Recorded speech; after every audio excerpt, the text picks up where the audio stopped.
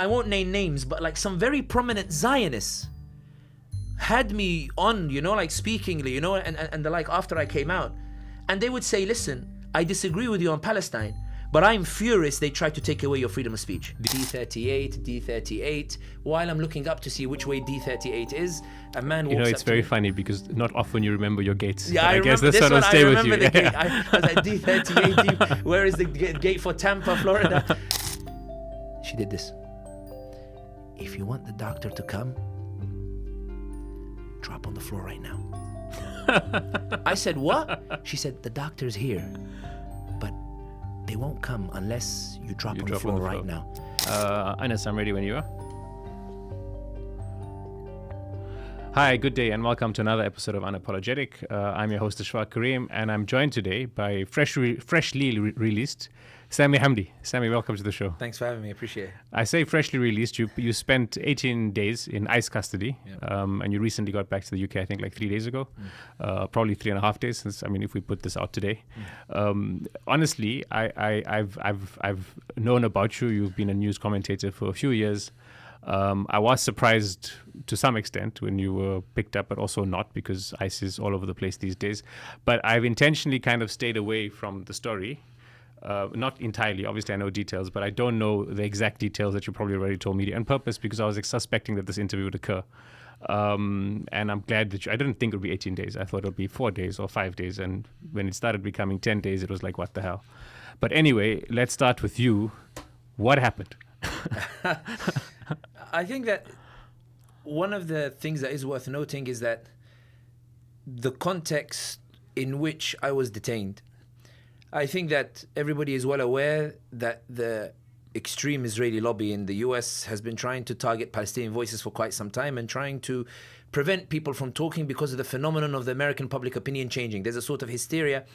The head of the ADL once told the Knesset that we need to deal with TikTok, and now $50 billion is being spent on buying TikTok. And we've also seen the Israeli lobby try to go after Americans, green cards, student visas, and eventually my visa as well, to try to get people to stop talking. So first they went after they went after citizens, American Muslims of Palestine. They tried to take them through cases in Michigan. They failed. They tried to take them through cases in Nevada. American Muslims of Palestine were acquitted. There was the controversy about taking away naturalized citizens, taking away their passports, like the likes of Mehdi Hassan, and that failed.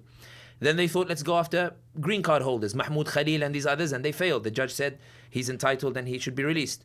Then they went after student visas, Rumeisa Ozturk, who wrote an op-ed criticizing the Israelis, and Mohsen Mehdi of Colombia, and they failed to go after the student visas. So there was a sense, I remember telling a friend of mine on the Tuesday, I was arrested on a Sunday, on the Tuesday before, that I told him verbatim, I feel like there are clouds that are swirling above me, and I've got a feeling something might come in that regard.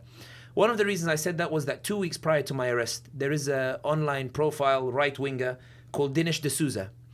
Dinesh D'Souza took a video of a lecture that I gave in Kuala Lumpur, in which I say in the video that because everybody is, quote, screaming on social media about what's happening in Palestine and Gaza, Americans, good Americans, can hear you. They can hear what's happening.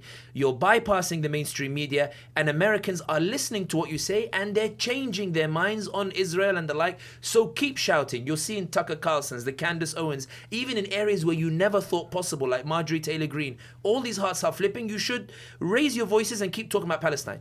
Dinesh D'Souza put the video up, and he put on the tweet, Jihadist Muslim Brotherhood celebrates Candace Owens and Tucker Carlson's efforts to spread Islam. So just to clarify, so I don't interrupt you, so this was a speech in Malaysia? This is a speech in Malaysia. Just before you get to the USA? Just before I get to the USA. So Dinesh D'Souza tweets and writes something along the lines of Muslim Brotherhood operative and jihadist sympathizer celebrates Tucker Carlson and Candace Owens' efforts in spreading Islam in America. The irony is that Grok responded, and Grok said, the AI that Elon Musk made, and said nothing in the video mentions anything remotely related to what Dinesh D'Souza is saying. But one individual retweets it, called Ted Cruz, senator for Texas. Big guy. A big guy. He retweets it, and he writes, I would also be very disturbed if I was being celebrated for, criticizing the Israelis in this manner. That was 2 weeks prior. Because of that, Dinesh D'Souza, 1.3 million followers, Ted Cruz, a senator in Texas, I arrive on the radar of an individual called Laura Loomer.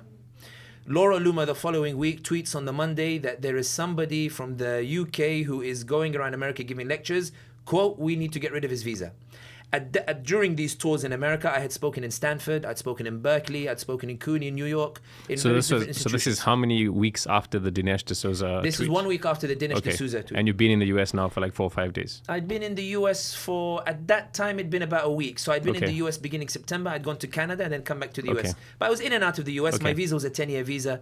I'm entitled to 6 months a year in the US based on that visa. It was a B1, B2. So she tweets on the Monday, we need to get rid of this person's visa because of what he's saying, the criticism of the Israel and that. On the Wednesday, so on the Monday, I actually sent this tweet to my lawyers saying, should I be concerned? And they said, we'll monitor it, but it's just a right-wing just noise on the activist, internet, just noise on the internet and the like, and nobody really takes this person seriously. On the Wednesday, she tweeted and said, guys, I'm in Congress. She made some Islamophobic comments. It's disgusting the way the Muslims, wash before prayer, in the bathroom, something along those lines. And then she tweeted on the same day, I have good news coming in 2 days about a, quote, jihadist who's in America at this moment. And I knew she's talking about me. So on the first, like when you say you knew, were you like 100% confident or like 80%? I said to a friend of mine, I said, she's talking about me, but what could she possibly do? Yeah, what's the good news? Like, in the sense of, I'm not doing anything illegal. I'm not saying anything that's necessarily controversial. Just stop the genocide and stop killing kids. I'm being invited by respected organizations. I'm speaking at the top establishments. I'm being invited by the Council of American Islamic Relations, Civil Liberties organizations and the like. I'm a British citizen. My visa is valid. My visa actually allows me to speak in America on these particular issues. It's not like a basic ESTA. So, I don't think, what could she possibly do? What's the worst she could do? So on the Friday, I gave a lecture in Bay Area. On the Saturday in Sacramento, I spoke at a banquet. And then Sunday morning, the irony actually on the Saturday is that Muhammad Jalal was with me from the Thinking Muslim podcast. So we were on the stage doing a Q&A. And then he said, thank you guys. And I grabbed the mic off him. And I said to him, I just need to say one more thing because I may not speak to an American audience again for a while. Because I heard you said this, but you said this because you actually suspected that you may be picked up. I thought that given that the right wing, I won't say right wing, given that the extreme Israeli lobby, because now the right wings are turning on the Israelis, I realized that given the increased attention from this extreme Israeli lobby, given this, so I'm not stupid. I'm aware that this could have some sort of impact, but I was relying on the fact that I'm a British citizen and my rights will be intact. And also in America, freedom of speech is actually quite sacred. Americans get really upset about if you infringe on their freedom of speech. On the Sunday morning, my flight is at 7:30 a.m. It's from San Francisco to Tampa, Florida. I'm supposed to go to Florida, then New York, and then fly home. 2 more lectures left. And I oversleep. The brother who picks me up runs into the hotel, calls me from the reception, get up. We arrive at the airport 45 minutes before takeoff. So just at the cutoff time for check-in. He later would weep and say, I wish I'd never got you there on time. In any case, I get there, I check in my luggage. I go through security.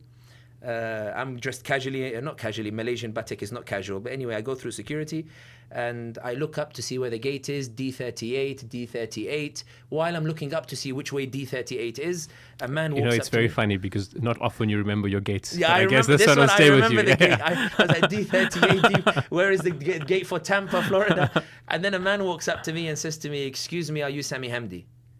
And I look at him and he's clearly been waiting for a while. So I said to him, yes. He says, I'm here to inform you that your visa was revoked 2 days ago. I said, what do you mean my visa was revoked 2 days ago? He said, here is the memo from the State Department. So I look at the memo from the State Department and it just says under statute, this article, this State Department reserves the right to remove a visa. But it doesn't say the reason why. It doesn't say because I said or I did, or it doesn't list any crime that I might have committed. Just been taken. Just says the visa's been taken away. So I look at the person, I said to him, but what's the reason? Sir, they haven't given us a reason. They just told us here that we have to pick you up over here. So I said, look, listen, at the end of the day, I'm coming to the end of the tour anyway. I'll just book a ticket now to London and go straight home. That's not how this works, he said. So I said to him, what do you mean? Well, what do we do now? He said, you have to come with us. And then 5-6 agents appear out of nowhere, like around me and surround me. So I'm thinking I don't want to cause a headache in the airport. I'm aware of the color of my skin. I'm aware of the way that I look. I'm aware how Hollywood has portrayed us. Anything that we say is, depends on any. In any case, they escort me out the airport, and there is a black car waiting for me with tinted windows. So they've now surrounded me and they told me, sir, please step into the car. I told them, I'm not stepping into the car. They said, excuse me? I said, I'm a British citizen. I don't need to believe that you are who you say you are. all you've showed me is one badge, and I don't even recognize the badge. I'm not familiar with US laws in this regard. I need to at least inform somebody and ask a lawyer, what is the procedure in this regard? So I'm going to call my lawyer now. You're not allowed to use your phone. Listen, I'm not getting in the car unless I let somebody know. I'll call the embassy or call whoever. Sir, hand over your phone. I'm not giving you my phone. I'm not entering a car. With the greatest of respect, this looks like a movie. I'm not getting into a black car. Then one of them very aggressively says, you got 1 minute. So I take the phone quickly and I thought, who do I call? Who do I call? Who do I call? Then I thought, there's only one person you can really call.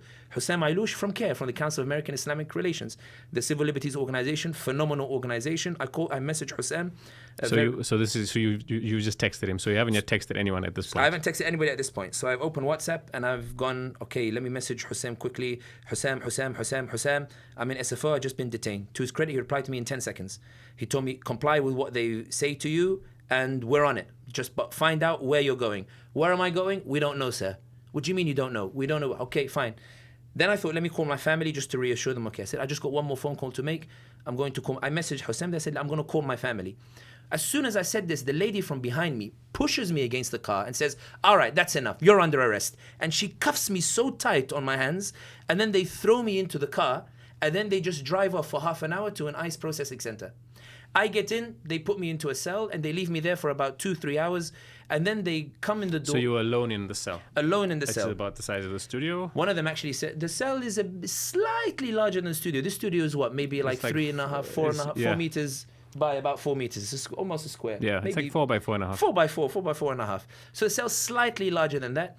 They actually said to me, you're the first pickup of the day, and you're lucky you have the cell to yourself. But in any case, they pull me out afterwards, and they put a document in front of me, in which it says, I plead guilty and I want to be deported. Guilty to what? That's what I said to them. I said to them, what am I signing? They say, just read it. I said, but what am I signing? They're saying, you're signing that you want to go home. They do it, they offer it quite nicely. The lawyer will later say, in the beginning, they tried to, it's like, just sign it and you'll be able to go home, fine, no problem. But I'm reading it and it says, I agree to be deported. I committed no crime to be deported.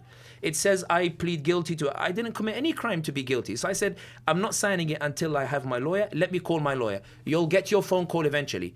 Guys, what are you talking about? Get my phone call eventually. You need to get ready. We're taking you to Bakersfield. I didn't end up going to Bakersfield. I ended up going somewhere else. They cuffed me, feet, body, hands, and then they put me in the back of a van. But not a van in terms of where the back is spacious.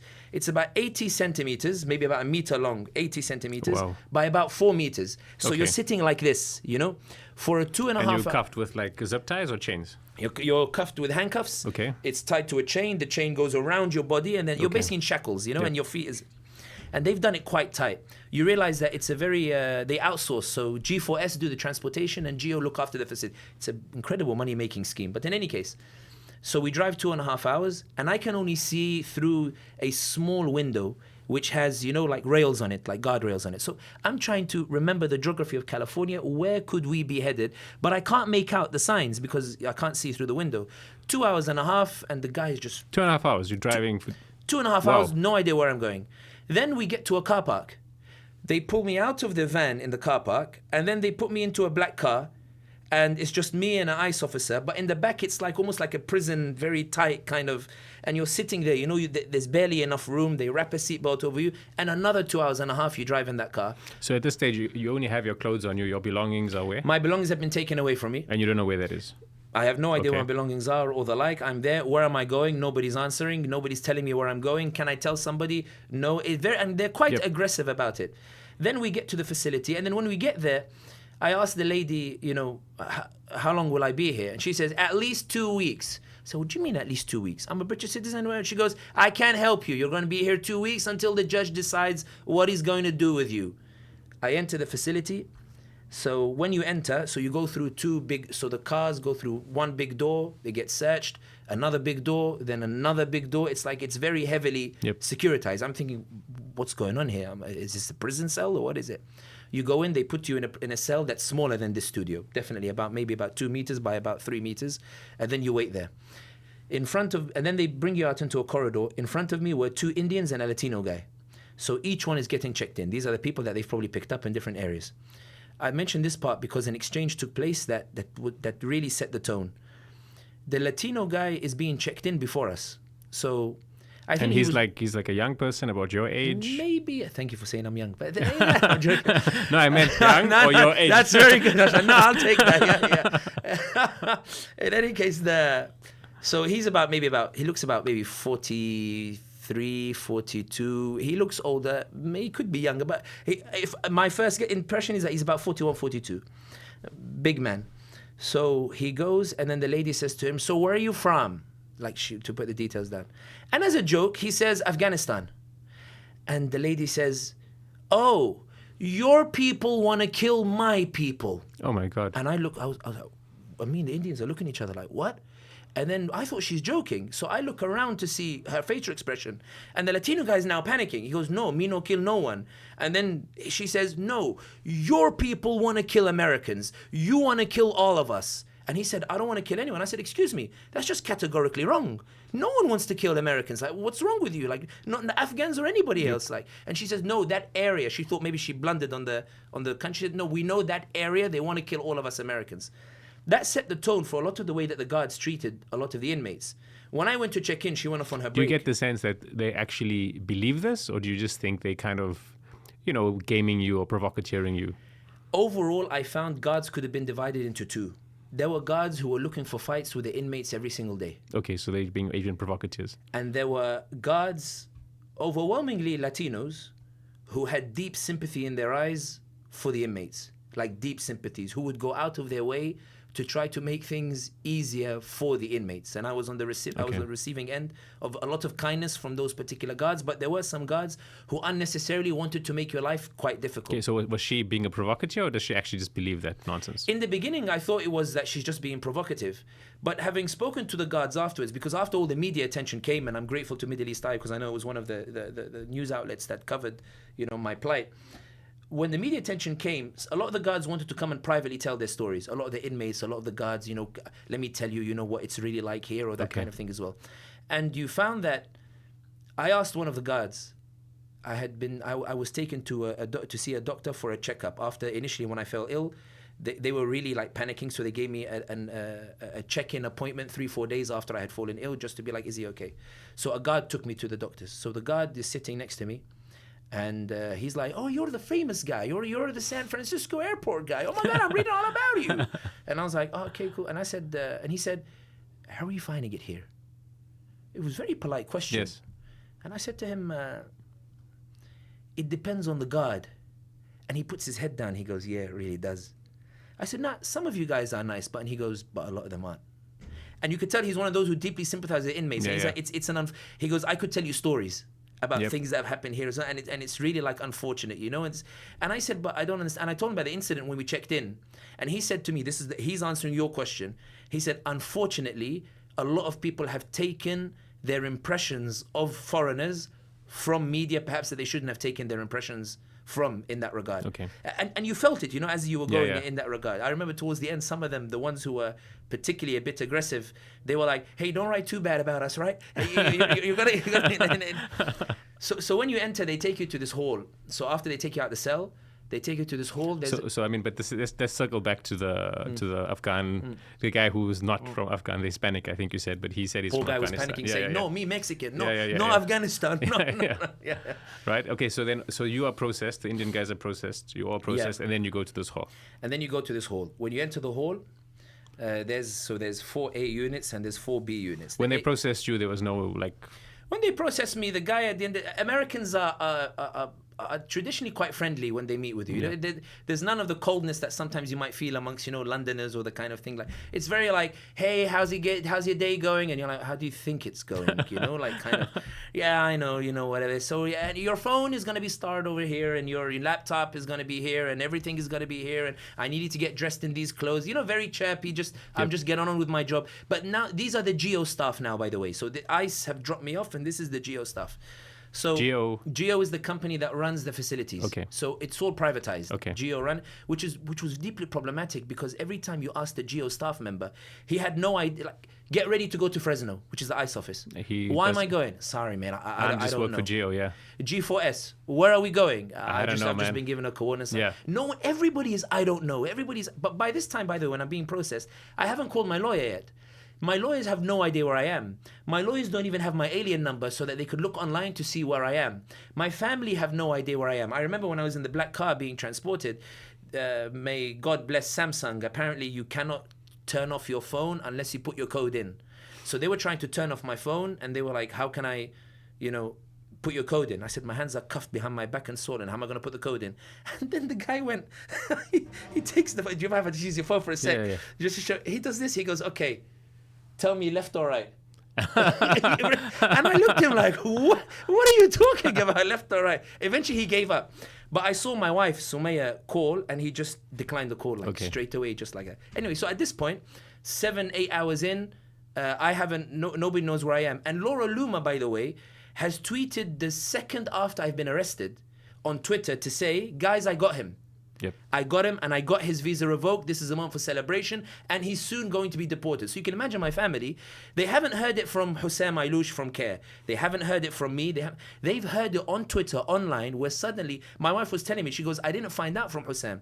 I found out Twitter, because Americans were messaging me, Yes. saying, Sister Sumaya, is this true? I mean, it's in a way, Laura helped you. She reassured my family for me. In a way, she's helped me quite a lot, but that's a different case.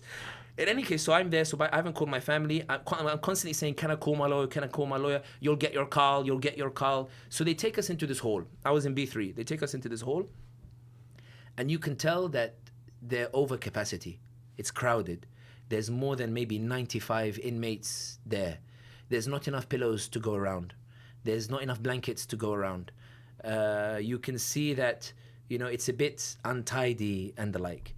They go and they show you your bunk, and you're like, can I call my lawyer? And in the end, to call my lawyer, I had to they have this phone system where the first 5 minutes are free. So I had to quickly use the phone. I called my wife, just tell everybody, I was like, don't talk to me, just listen to me. I'm okay. I'm in McFarland, not Bakersfield. Go tell the lawyers and the like, and I'm fine, and don't worry about me. I need to call the lawyers now. Thank. And then I made the second call to Hussam, because I didn't know who's the lawyer in charge. Hussam got all the lawyers, Hassan Ahmed and Zahra Billu and Amina Fields and Layli Shirani and all these others. So I called Hussam. Hussam said, I've got lawyers on it, but what's your alien number? And I said, what's an alien number? Because I haven't looked at the forms yet in the guard. They're like, we need your alien number so that we can come and see you. So I go to the guard, excuse me, where's my alien number? Get back to your bunk. I've got my lawyer, back to your bunk. I just need to get back to your bunk. I'm like, dude, who are you talking to? He goes, remember where you are. So how many people are, you back to your bunk, so how many people are in this cell? So there's about 95 to about 100, I would say. So it's like a big room. It's like a big hall, kind of thing, and everybody is there. Almost like, I'm imagining a smaller version of Squid Game. So the Fresno one was a small cell. We'll get to that afterwards. So Fresno was the most miserable experience. And then they've got 8 open toilets. What I mean by 8 open toilets is, I don't know, maybe they're worried people commit suicide. It's like you have the toilet, and then you have a wall that goes up to here. Okay. And then people have put makeshift sheets to sort of cover the front part, and you just sort of have a code of honor. If somebody's in toilet, guys don't look. Very strange people will want to look, right? Yeah, exactly. Just don't, kind of in that regard. And that's it. So I entered there in the bunk, and then I managed to get through to Sumaya, and then I wasn't able to speak to her again for another 3 days. So 3 days, radio silence. Eventually, I managed to find out my alien number, and the British Embassy. So you got your alien number on day 4? I got it originally when they gave me the form. I just didn't see it on the top because, one, I'm not an alien. And also, why would you think this is something I need to remember? Exactly. Why is it I'd remember? So anyway, then on the first day, the Muslims came running to my bunk. So they said, Salaam alaikum. I said, wa alaikum salam. They said, brother, listen, food here, rubbish. So how many Muslims are there in this group of 1995? In my unit, there was about maybe 11 of them, 12 of them. Okay, and they from overwhelmingly where? From Central Asia, Dagestan, Chechnya, Kyrgyzstan. A couple of Senegalese, maybe there was a Sudani there, and a Bengali brother. So these guys would come, and then... So I had prayed to catch up on my prayer, and they saw me praying, and they came and they said, you're Muslim? I said, yeah, I'm Muslim.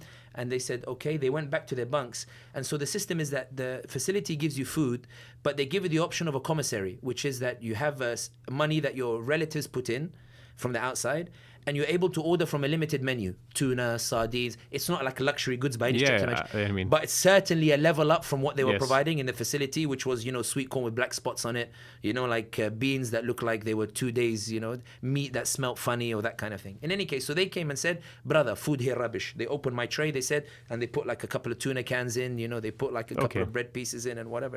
And I still don't understand the difference between commissary and the like. I haven't eaten the food yet. So anyway, that night we go to see the food. I look at it. It looks like, one of those like before Jamie Oliver revolutionized school dinners. It's one of those where you look at it and you're like, this is barely edible. And they told me it used to be worse than this. So you're eating it and you're thinking, okay, it's the only thing that's on offer. Like, let me eat it. I woke up the next morning, 5 a.m. 5 a.m. I wake up with an agonizing pain all down my left side. And I'm not somebody who usually sees a doctor. I don't go for a cough. I don't go. My mother drags me whenever I need to see the doctor. But this pain, I genuinely felt like, I don't know, is it like cholesterol, which is, I don't know, burst an artery? Is it a kidney that's burst? Is it a spleen? Is it what? It was so painful, and I began struggling to breathe as a result of that pain.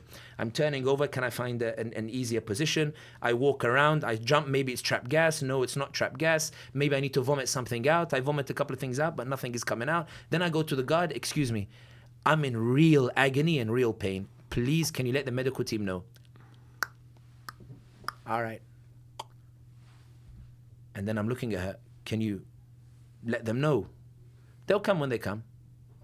So I'm walking around, and then these Indians in the unit, Sikhs, they came running. They said, are you okay? People are starting to they're like, Sami, are you okay? And I was like, I'm in agony, guys. I'm in agony. And the Sikhs came and said, we think we know what's wrong with you. Take this ibuprofen for now just to ease the pain, because you're going to have a rough next week. And I was like, anyway, when I went to the guard 2.5 hours later, I said to the guard, listen, you can clearly see I'm in pain. She said, look. She started sympathizing. She did this. If you want the doctor to come, drop on the floor right now. I said, what? She said, the doctor's here, but they won't come unless you drop on the floor right now. So I was like, I ain't going to drop on the floor. That's a bit undignified. But I went to the phone and I called my wife. I told her, Sumaya, please. She said, drop on the floor. Just go and tell everybody. Like, go and tell the media. Wallah, Sumaya, I told her. Like, wallahi. So at this point, you can call your wife at will, or? So a friend outside has put money into my commissary fund. Okay. And I have put that into a communications fund. So it's about $30, but I'm allowed. So by using you're not using your cell phone. It's the payphone. So there's like 5 payphones, and then your relatives put money in, then you're allowed to use it. So I call and I'm like, Sumaya, like, help me kind of thing. This was on like the third day, not the second day, the third day. Because I didn't speak to Sumaya for a couple of days, 2-3 days. So I called and I said, Sumaya, listen, my kids answered the phone. Baba, are you okay? Kids, I don't have time for you right now. Sumaya, where's your mother? Where's your mother? Sumaya, quickly, please go to the meet. When the media went wild, when the doctors came to see me, it was almost, they knew somebody had just shouted at them, like lambasted. They were so like frustrated. They were like, okay, what's the problem? I said to them, I've got mad pain. The ibuprofen started working, lowering it, but I can feel the dull pain is still there. So she said, listen, you're probably just not adjusting to the food and the like, so I'll give you ibuprofen. Whenever you have it, just take the ibuprofen. Almost saying the food's not going to get better. You're going to continue struggling. Yeah, and we know that the food gives people problems. We know the food gives it, so we're just going to give you ibuprofen and Godspeed, like God be with you. So I stopped eating as much as I could the food over there, and I tried to use those 2 tuna cans, make them last as long as possible, and make the excuse of fasting for a few days or the like. And for the next 6-7 days when I'd put food in, it was hard to keep it in, like it would eventually get back out. On the 3rd day, the guard said to me, Sami. No, they wouldn't say Sami initially. They'd be like, bunk 4. And I'd be like, I'm not responding unless they speak to me with dignity. And then they'd be like, Sami. And I'd be like, yes, you're going to Fresno. Get ready. This is like 7:30 p.m. All the inmates came running. You're going to Fresno. You're going to Fresno. You go, oh my God, you're going to Fresno. I said, what happens in Fresno? They said, but why would they call you to Fresno? You might be getting transferred. Listen, you do not want to be transferred to Texas. Don't let them transfer you to Florida. You don't want them transferring you. Wait, do you have like a court hearing coming up soon? I said, yeah. He goes, listen, you need to call your lawyers now and get a restraining order. Because if you get transferred, that court case is going to get delayed. What ICE do to us is, if they know the case is winnable, they prevent us from seeing the judge. They transfer us far away from the courts so that we don't see the judge. Now, I panicked. This was like 7:30, 7:45 p.m. God, when am I going to Fresno? They'll come when they come, but they told you get ready, they're coming. So I quickly ran to the phone. I borrowed somebody's, like commissary, because I didn't have enough money to call. Yep. I said to call my lawyers. I said, listen, Hassan. He said, yes. Hassan Ahmed, may Allah reward him. Also Mahmoud Khalil's lawyer as well. Hassan, they told me I'm going to Fresno. Why are you going to Fresno? I don't know. Why are you going at this time of night? I don't know, but the inmates are telling me if it's this time of night, I might be transferred. You might be transferred. What's in Fresno? I know there's an airport in Fresno. Okay, Sami, leave it to me. Don't move. So anyway, they come and they take me, they cuff me, they put the tight cuffs on my legs, they make me drive 1 hour and 45 minutes behind in a van, and we get to the ICE office in Fresno. So they're moving you. I mean, your lawyer hasn't been able to stop it yet. So they take me to the office in Fresno. When they take me to the office in Fresno, we arrive there so the guys end up coming 10:30, G4S. We arrive there about midnight, maybe like 12:15 and like 1:15 midnight. And then it's about 15 of us on the van, 15, 16 of us. And then we arrive in the ICE office near Fresno. The irony is that during one of my tours, I had stayed in the Doubletree Hilton opposite where this ICE facility now was. I never knew that was where it was. But anyway, so then they put us in a cell that is about 5 meters by 4. Okay. And it's triangular, so it comes this way. Okay. 15 of us in that room. Oh, wow. They put us all in, they keep the foot cuffs on, and they take off the all handcuffs. 15 of you have arrived at the same time, more or less. All of us arrived at the same time. And they put us in this cell, they shut this big door, they lock it, and then they leave the lights on. And I don't have any idea what's happening. So I look at the others, I say, guys, what's going on here? And who's the other inmates? So some of them are blue shirts, so immigration, red shirts, severe crimes, and orange shirts, aggravated felonies. Okay, so now it's not an ICE detention center. I mean, you're with... So this is the ICE office that we're in. So the A blocks were for those who had committed crimes and therefore lost their green cards and were therefore being deported. And the B side were people like me, no criminal record, but, whatever, visa or whatever, Yep. etc. We're all now put in this spot, and then we're looking, and then one of the guys says, I hate being here in Fresno. I said, why? What happens here now? They say, now we just go to sleep, and whenever they feel like calling us, tomorrow, they'll call us out for like a 30-second appointment, and then whenever they feel like it, they'll take us back to the facility. I said, so I'm not being transferred. They said, you might be, but I don't know, like, they'll let you know tomorrow. For now, it's midnight. Now you just sleep in the foot cuffs, my feet were starting to get swollen as a result of the tightness of it. And you sleep on a hard, I wouldn't call it a bench, it's not wooden. It's like... So how's there space for 15 of you in that room with the benches? So you sleep on the floor. They gave you like a yoga mat as a courtesy. And I said, is this it? Like a yoga mat? And one guy went, Texas, they give you nothing. Like this is like luxury to give you like a yoga mat. And then everybody tries to line up on the floor. Some are sleeping, where you sit, on the seating area. It's miserably cold. There's one toilet. I won't say bathroom. A toilet, which is an open toilet. So no walls. In this small little room with 15 people. In the middle of the room. Oh my God. So, and the flush is loud. So I remember one guy said, guys, I'm really sorry, really, really sorry. We looked at him, why? I really got to do a number 2. And we were like, what? And he goes, so do you guys all just mind turning around? So you all stand like looking at the wall while this poor guy is just flushing, quickly to make sure, like the smell doesn't go. And they just leave you in this room. No water. They don't give you water. They don't give you whatever. And then 8 a.m. the next morning, after it's been a long night, because you're sleeping in cuffs, you've got no pillow, you're sleeping on a hard floor, and the like, and everybody is tossing and turning, At about maybe 9 a.m. the next morning, 9:30 a.m., you hear people walking in laughing. So the ICE officers now have arrived in their office. Relaxing, cup of tea, coffee. Yeah. One Latino guy knocked on the door and said, guys, like, is there no breakfast? Is there no, get away from the door. Get away from the door, like aggressively. And then one guy goes, what about water? What about water? And then one sympathetic ICE officer sort of came in and said, all right, how many of you want water? Kind of thing. Then they called me out. So my name was first called, about maybe 9:30 a.m., 10 a.m. You don't have a clock next to you, so you're guessing. I only know it's 10 a.m. because when I stepped out, then I finally saw the clock. During the nights, they leave the lights on, so it's bright lights, brighter than what we have here. They just leave it bright in front of you, like on top, and there's a camera watching you. Mr. Hamdi, yes. Your court date has been delayed. My court date was November 6th. What do you mean it's been delayed? It's been delayed, it's now November 10th. Why is it November 10th? And the guy says, well, you see, on your original charge sheet, which says that I overstayed, it didn't say visa revoked. We had to edit, so we've changed it from overstayed to overstayed because visa revoked. Okay. None of the stuff being said online by DHS none of it was mentioned at any point throughout this entire journey that I'm inside the detention cell. But it says here on your charge sheet, Mr. Hamdi, that you landed in California, Santa Ana Airport, which is true. I said, okay. We've changed it to you were pre-cleared in Calgary, Canada, which is also true, which is where I took off from. I don't know, wait, I don't get it. Like, what's the difference? Like, I landed, I took off. Why does that result in a 4-day delay in my court? Sir, that's how it works. If we do any edits to the charge sheet, you get delayed in the court. And really, my jaw fell. Like, it's not, and bear in mind, I had it lightly with the 4 days. I remember, I remember a brother called Antonio, Latino brother, 9 months. He'd been in the detention facility, married to an American. His kids are all American citizens, so they're all. And he's been there 9 months. He's been there 9 months. He got invited to update the details of his green card. They called him. He's on a green card. They called him and said, "Come and update your details." He arrives at the appointment, and they grabbed him and put him in the detention facility. Now the process is master hearing, which is where the judge hears what your plea is. Evidence hearing, which is like 3-4 months later, and then final hearing where the judge makes a decision. Now this Antonio, all week, everybody's cheering for him. Antonio, you know, like, you'll get it. And his case is incredibly rock solid. He's married to an American. He didn't commit, any crime. He has maybe one drinking under influence from like 16 years ago. But other than that, he's a model citizen. He goes to his court and he comes back 15 minutes later. And we look at him and we go, Antonio, 15 minutes, does that mean like summary judgment?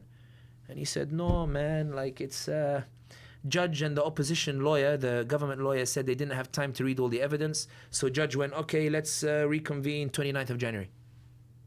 And now I'm stuck here for another 3 months. Yeah. Oh, my God. And that easily, because of a loophole. And the thing is, there's a bunch of Antonios, and do they not have proper legal representation? Do they not have... a lawyer. He has a lawyer. And he's paying for this lawyer? And he's paying for this lawyer. And he goes and they say, we haven't read the evidence. And ICE says, we haven't read all of the evidence properly that's been presented. We need time to respond to it. They've had 3 months to respond to this evidence. 3 months. So at this point, when you're reading this, are you thinking, I could be here could be here for 6, 7, 8, 9 months. Yeah. I have no idea I'm getting out in 2 weeks. I'm thinking, like this is really... So they say, you're going to be there for the 10th of November. So then they say, okay, now back to your cell. No, and then they were like, unless you want to go home now, take the deportation order. I said, I committed no crime. I will not be deported. They said, all right, back to the cell. And they leave you there. I was in those foot cuffs for a total of 24 hours. At this point, I'm assuming you asked your lawyers, should I sign this form or not, and what's there? The lawyer told me the first time I spoke to them, do not sign anything ICE give you. ICE are not your friends. If you sign the order to go home, even if you sign for the voluntary return, ICE will deprioritize you. You will languish there for 3 months. Oh, wow. When I was going to the airport to fly home... So they will deport you in 3 months. they no longer pay attention to you. Because you have to bear in mind, when you're there 3 months, you're spending money on commissary because... No, it's crazy, and you can't earn a living. You can't earn a living. You're spending money on, like the phones and that kind of thing. So they're making money off it. And also... It's a mental... You're done. The government can say, we're deporting another 1,000 people. Yeah, no, also, from a media perspective, like from the argument perspective, they say, he's admitted to he's guilty. Yeah, he's admitted to it. Now we're dealing with him. We're dealing with him, and now nobody can talk about him anymore. So the lawyer said, do not sign with ICE. We will go to the judge first, and then we'll get the judge to say you can go home, because the judge can make you go home in 24 hours or 48 hours in that regard. So I've said, I'm not signing anything. They said, okay, back to the cell. But in a way that's like sneering. It's like, okay, pay the price for your decision. I go in, and bear in mind, I mentioned the cuffs were tight earlier. And it's not me exaggerating the complaint. My legs started going blue from when I knocked on the door for the G4S, and I said to them, guys, the cuffs are really tight. Please loosen them. Get away from the door. Get away from the door. When we were getting on the van to go back, now 10 p.m., so more than 24 hours I've been in those cuffs, 24 hours in that tiny cell with 15 people in that cell. One of the Latino G4S transportation guys looks at me and says... so they're taking you now back to where back to the facility. Okay, the one you were at with that 95 people and... And I would find out later why. So... you must have been quite relieved, though, when you heard you going back to this 100%. Facility. I thought they were going to ship me off to Texas or to Florida, and the stories you hear about those... Or keep you in Fresno. Or keep me in Fresno. So they're taken back, and then when they're preparing, when they pat you down and the like, the guy sees my legs are going blue. So he, sort of very quietly, loosens it a little bit, puts me in the van, I go back, I arrive in the facility. The next day, my lawyers finally come to visit me. Finally, they're allowed to come and visit. When the lawyers come, They say that when we heard that you might be being transferred, we immediately went to the judge and filed a petition for a restraining order on ICE. And the judge, in the same hour, granted the restraining order. And in the argument for the restraining order, the federal judge wrote, quote, "There are serious concerns in this case based on the facts available that the First Amendment has been breached with regards to this individual, and therefore ICE are not allowed to move him anywhere out of California, and this order will remain here until 17th of November and can be extended." This was the phone call you made to the lawyer paying off. Paying off complete. And the federal judge not only saying that I can't be transferred, but stating, I don't see any reason why he should be there. This looks like a freedom of speech issue.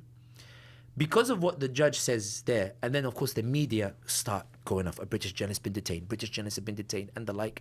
When I arrived back from Fresno, bear in mind the media now is going wild, so in that same night I'm in Fresno, I don't know, I'm in the cell, but now all the headlines are coming out. Reuters, British journalist detained as a result of criticizing Israel. BBC, Middle East Eye, Al Jazeera, Los Angeles Times, all the like.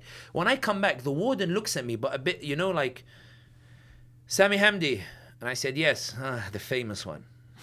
Like that. And when I go in, the treatment changes a little bit from amongst the guards. The next 2 times I'm taken to Fresno, the cuffs are noticeably... Okay, so they're still taking you back to Fresno. Easier. So they will take me back to Fresno, but for 2 reasons. So the other time they took me to Fresno, and this is the way that you feel like it's a process designed to humiliate you. They take you for a 20-second meeting just to give you a letter, to say to you that, okay, your court hearing is November 10th, and this is going to be your judge, and this is going to be your... I'm like, why am I coming to this cell to stay the night in Fresno? Just leave me in the hall is where that bunk bed is. Yes. On the... No, but also, I mean, it's also money, right? They're getting money for every transfer. No, you They're can getting tell. money. And bear in mind, what was interesting about the G4S transportation, guys, is they documented everything, the time they left, the time that they would wait. For example, we arrived back to the facility, and there was another van loading some inmates to take them somewhere else, which meant G4S, the van had to stay outside for an hour and a half, wearing cuffs in a tight space, waiting to be allowed back into the facility. And the G4S guys, they're not panicking. We're all saying, guys, can you go to them and tell them, when are we going to be allowed in? And G4S guys are chilling, with their snacks and with whatever. And I realized later it's because they're being paid per hour. Yeah, it's great. This is a great they're gig chilling. They would just drive you around all they can. They're relaxed. And you realize, honestly, even I remember when you look at the reasons some people get transferred and they're like, you feel like it's all just, it's just ping pong. It's just money. It's ping pong. Money 100%. that should be going to, pay off education debt and homes and everything else. Instead, they're paying it for this. Yeah. It was insane. On the 10 days later, on the Wednesday, so I was arrested on the Sunday, and then so 1 week passed, and then I got to the Wednesday. On that Wednesday, I will be honest with you, that Wednesday was the first time where I felt this place is getting to me mentally. Because I didn't realize how many hours there are in the day. Yeah. And time passes slow there, and there's not much to do. You don't have access to the outside world. The TV, you've got maybe 2 TVs in the hall, but one is Bollywood for the Indians and one is Spanish dramas for the Latinos. I got to watch maybe like a Premier League game here or there. But even then, let's suppose you watch that for like 1 hour, 45 minutes and you enjoy Liverpool losing to Man City, for example. And then what do you do for the rest of the day? Okay, you pick up a book, Lord of the Rings, you read that for a bit. The only paper you have is USA Today. There's a couple of religious books here and there. The Sikhs are praying over there. Latinos are praying over there. We're praying like on this side over there. What's the time? Still only 3 p.m. Okay, the time goes really, really slow. So on that Wednesday, I was like, this is really... And my lawyer... So by the Wednesday, you'd been to Fresno now twice or 3 times already? Been twice to Fresno. And I didn't want to go to Fresno, but I was happy that I had that restraining order in place. And I had been struggling with illness for like 7-8 days as a result of the initial, stomach problem that I had as a result of that. And by this point, you're eating still like from the commissary. So what I'm doing is I'm going to the meals, the 3 meals a day, but only to divide up what I have with whoever. And sometimes they might give you an apple. So I used to be like, I hope it's apple, and I grab the apple.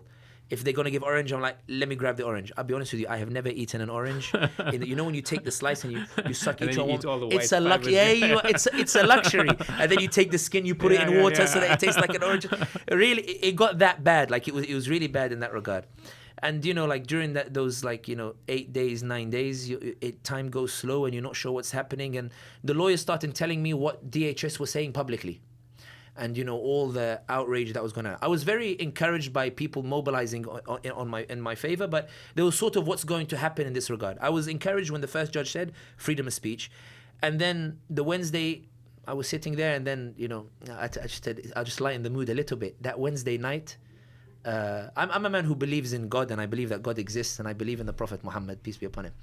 So, you know, there was a guy who was in the facility who said, everybody believes in God in this place. Even though, and he said something blasphemous, he said, even though God doesn't exist between these walls, and neither does the rule of law.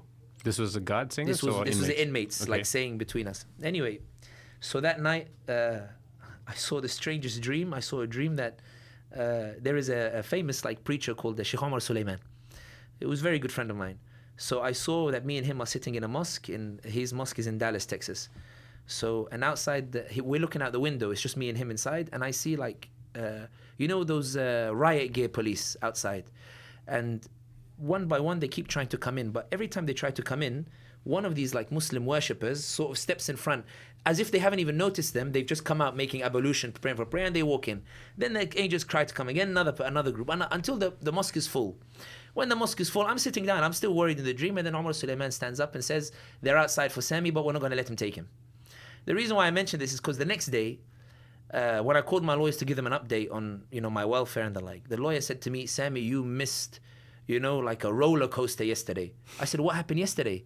They said yesterday the lawyer for the DHS went to the courts and told the federal judge, because we had put a complaint to the federal judge, and the hearing was going to be on the 13th of November. So I had 10th of November with the immigration judge, 13th of November with the federal judge. They said they went to the federal judge and said that you have no jurisdiction to look into this case because a foreign alien is not entitled to the freedom of speech that is rooted in the Constitution. And the judge had responded in the same hour and said, what kind of ridiculous argument is this? He's entitled to freedom of speech. And not only that, I'm deeply concerned with the manner of his arrest and the manner in which his rights are being charged. And we will look at this case on the 13th of November, which by ICE standards is expedited. It's very quick to do so. And I said, wow, all that happened yesterday. Sami, that's not the end of it. What happened? This morning, this is Hassan's words, I've done immigration law for 22 years.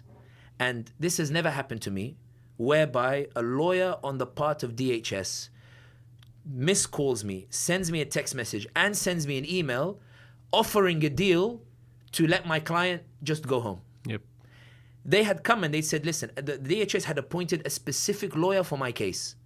And they had reached out to my lawyers and said, listen, we've read an article in USA Today by Sami's wife, in which it's clear that he just wants to go home. If Sami decides to voluntarily return, we promise that we'll remove the deportation order, we'll remove the removal order, and we will not put any obstacle or challenge to his removal or his return to the United States. So the lawyer said, what do you think? I said, look, I've asked the inmates. They've told me that if I do voluntary departure, they'll keep me here 3 months before they send me home. And by the way, the Filipino guy who was with me when I was going to the airport to fly home, when I said to him, oh, you're going back to the Philippines? He said, yeah, I signed voluntary departure 2.5 months ago and they're only sending me home now. Oh, wow. Just today. So the lawyer went back to the government lawyer and said, Sami's concerned, he's going to be here for like 3 months. And she said, no, I've already pulled all of the strings. I've pulled in the favors. I've spoken with the facility. I've spoken with the DHS. Everything is ready. If he just agrees to go home, he can be home within 48 hours or 3 days, 48 hours. I was hesitant whether to take this deal or not. Why? I knew that constitutionally I have a very good case. So one thing that I learned in those facilities is this. The overwhelming majority don't deserve to be there.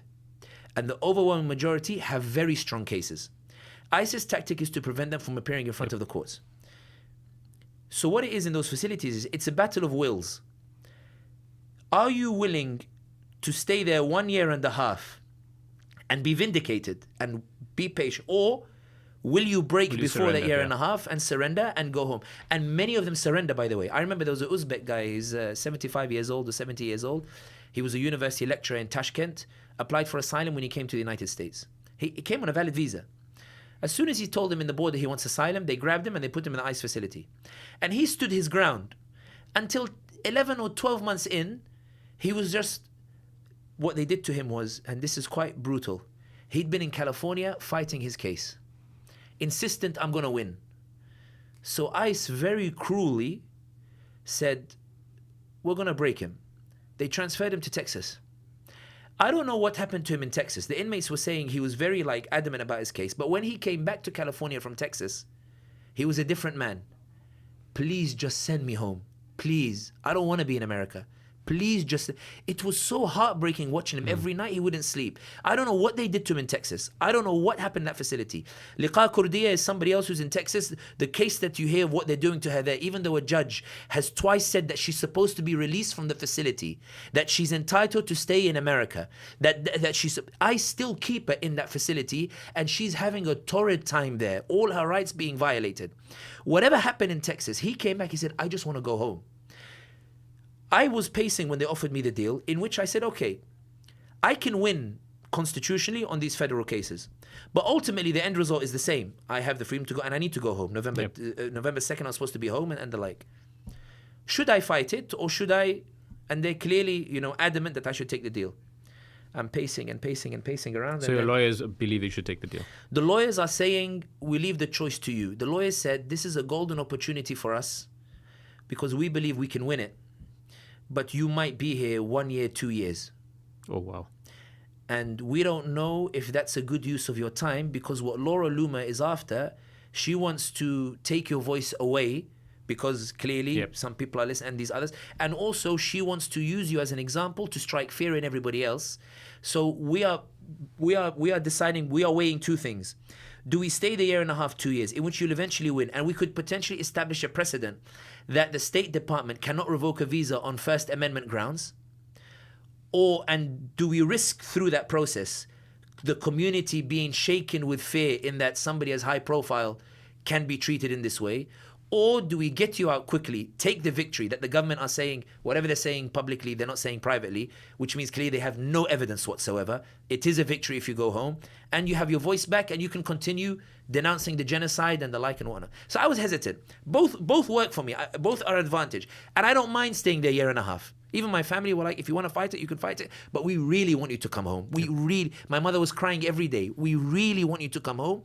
My mother said, I know that I have it better than a Palestinian mother who's burying her kid, or a Palestinian mother whose child is in the Israeli prisons being tortured and the like and what. I know, but my son, please, I want you to come home. So I was hesitant what to do. So I'm pacing around the hall, and there is a Bengali brother there called Ismail. Poor guy came, sought asylum, lived in New York for 4 years. He was crossing the road, the traffic light, and then an ICE car saw him crossing the road and went, excuse me, yes, what's your name? And then they grabbed him, they checked his status, they found asylum, and then they put him in the facility. So it's not even that it's not even that they've got a report. They're just going randomly on the street, looking at foreigners and saying, does he have an accent? Grab him, and put him in the facility and the like. You all want to kill us, as that lady said. In any case, so I'm pacing around the hall, and Ismail looks at me and he says, Sami, I didn't see you smile today. And I said, Ismail, I've been offered a deal, but I don't know if I should take it or not. He said, what's the hesitation? I said, it's a victory if I go home. It is. I just concerned whether I should keep fighting or not. And he said to me, he's a simple individual, like lovely guy, a lot of conspiracy theories, but this one, he said something very wise. He said to me, Sami, the Prophet Muhammad, peace be upon him, when they tried to take his voice away from Mecca, he went to Medina to regain it and came back to Mecca in glory. Laura Loomer's aim and the Israeli lobby's aim is to remove your voice entirely. The longer you are here, the more they are winning. Go back to London, your Medina, get back your voice and come back to America in glory, and the like. It's not. And I looked at him and I went, wow. Very profound. I called the lawyer. I said, "Listen, take the deal. Take the deal. I said, just take the deal." I said, "Khalas, this is really." It hit me so hard, like in the face. I was like, "Of course, don't forget the bigger picture over here," because the inmates were coming to me every night and they were saying to me, "Listen. We notice that they treat you differently. It's because they're scared. Because, Sami, the world hasn't forgotten you. They've forgotten us, but they haven't forgotten you. Listen, Sami, please, when you go, please tell our stories." Denny Shamayov came to me, Chechnyan brother, 23 years of age, now taking mental health pills. He's been there for 10 months, 11 months, and he just can't seem to. He knows if he's in front of the judge, he'll win his case, but ICE won't put him in front of the judge. They keep doing a loophole there and the like. Denny says to me, Sami, in Chechnya, I was with my friends playing games in the nighttime. A car came up, secret police. They grabbed us, beat us up, and then they said, we're going to send you to Ukraine to go and fight against the Ukrainians, because Ramzan Kadyrov in Chechnya is sending Muslims to fight, even though they don't want to fight the Ukrainians. They have no problem with the Ukrainians. So his mother in the middle of the night says to him when he comes home, quickly son, just run away from it, go and flee and go wherever you can. Arrives in America, and the American judge recognizes that he can't be deported. American judges said he can't be deported because there's a genuine risk he'll be sent to Ukraine. Yes. But he's still stuck in the ICE facility, still unable to leave. Like, there was a guy originally from Iran, lived in the US for 47 years, married to a US citizen, kids are US citizens, got invited because he was applying for citizenship based on his wife, arrived there, they grabbed him because of something that he did when he was like 16, 17, I think he had maybe had marijuana or something like that. Because of that, they told him, no, you have to go to the ICE detention facility and we're trying to deport you. I remember a brother from Kyrgyzstan. His niece was raped by a police officer in Bishkek. He went in front of the police station and put a complaint against the police officer. When the police refused to investigate, he brought his family to protest in front of the police station. The police beat the daylights out of him and his friends. He came back again with more people, and then not only did they get beaten up, he broke his shoulder, he got put in prison, and then they charged him with a crime. And then when the day he was supposed to appear in court, he fled and he went to America and the like. The judge ruled that yes, he has a genuine fear of going home, he's entitled to apply for asylum, but he's stuck in that detention facility, unable to go and see a judge, like moving forward. The point is, you see all of these cases there in the Inmates in which they were saying, when you go out, just tell the people the reality of what's happening over here, because here ICE treated you differently because people talked about you. So what would happen? How would they treat us if people talked about us too in that regard? And that's why I think that what was heartbreaking and what eventually made me take the deal, which I thought was incredible. I mean, to have the American government negotiate with you for you to go home. And the sentiment that I got, and to really emphasize this point, when the lawyers came to make the deal, I'd ask my lawyers, is this normal? And the sentiment that we got from the DHS lawyer was, ignore what DHS is saying outside, that needs to be done for PR. Look, misunderstanding took place. And the sentiment we got was, it was as if somebody in State Department, when they realized what had happened and saw all the media headlines, they sort of went, what idiot listened to Laura Loomer? Like who? Like what happened here? Like, why did you touch this guy? Like what fool? Why would you listen to somebody like her? Like, why would you revoke the visa in that way? And it was almost as if this lawyer was sent, listen, just clean it up. Like, go and find some way that we can just make all this go away. Mr. Hamdi, we'll let you go home, no problem. We know you want to go to London. Just go, wait like 5-6 months to apply for a visa and come back to America. Let's make all this go away. So your visa has been revoked, but you can... My visa was revoked, but I can apply and there is nothing obstructing me from applying again in terms of, But I mean, they often just don't accept. I mean, they don't need a reason to not accept. I haven't tried to apply it. I mean, okay. I'll find out. Just got back home. Of course, yeah. I mean, I'll find out if that's the case later on. But one of the things that is worth noting is that I had friends in and around the State Department who said that there were two camps when it came to my case. One was Laura Loomer and a particular Gulf state that was really trying to push for the worst.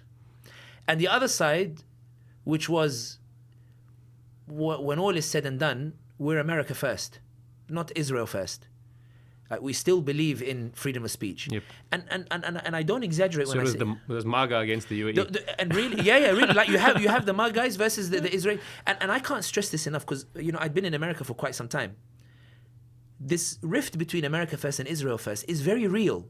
You can feel it in the way even Republicans are talking. There were a few Republicans on the plane when I was flying home.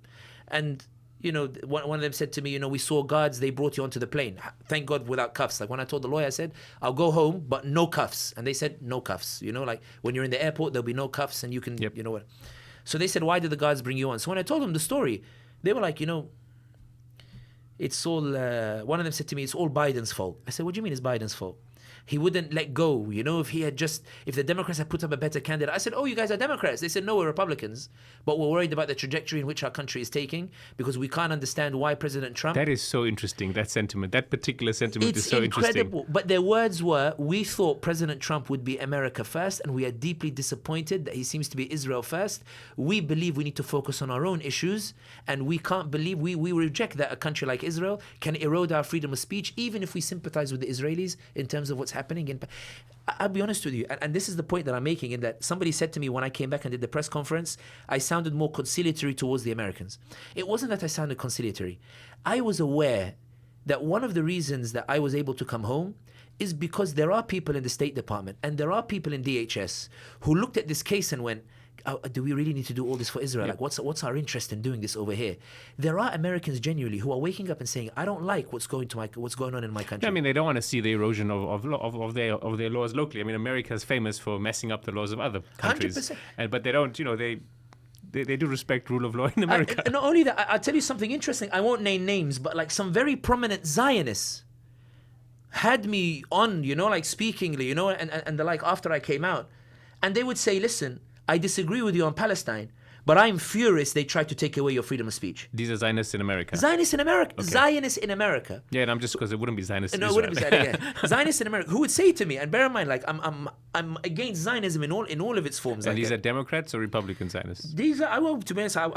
No, I know off you. the top of I'm just trying to get off the top of okay, my you head. don't Off know, the top you of don't my know. head, I don't know. Marjorie Taylor Greene, for example, is not opposed to the establishment of Israel or the like. She just doesn't like Israel interfering. I would still call her a Zionist, even if I believe that she's America first versus Israel first. It's become very blurry as a result of what's happening. But I had even Zionists saying to me, Mr. Hamdi, I don't agree with a lot of your views, but what happened to you is disgusting. And we in America.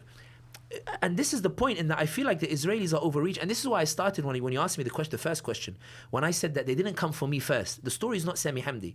They went after the rights of American citizens first. American Muslim Palestine, Mehdi Hassan, Jewish Voice for Peace, and these ones, telling them that you can criticize the US government, but if you criticize the Israelis, we will try to take the passport away from naturalized citizens.